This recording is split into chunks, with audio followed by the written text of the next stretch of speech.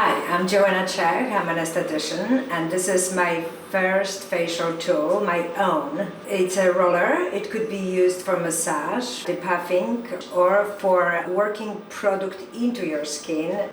This particular technique with the handle leading and rollers following, it's for massaging. I start with my neck area, repeat movement 3 to 5 times. And always concentrate actually on the weakest areas of your face. For drainage, or as we want to call it, depuffing, it's very important how you situate the roller.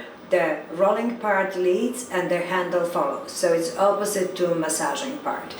And this is another way to use the roller. You just can apply it to work your serums and products in by using those crisscross, very short strikes.